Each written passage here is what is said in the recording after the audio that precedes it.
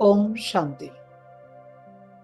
നമ്മുടെ ഇന്നത്തെ ഹോംവർക്ക് സമാനം ഞാൻ ജ്ഞാനി ആത്മാവാണ്.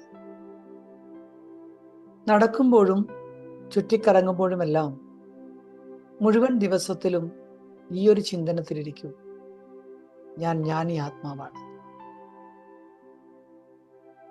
ജ്ഞാനസാഗരനായ ഭഗവാന്റെ ഓർമ്മയിലിരുന്ന്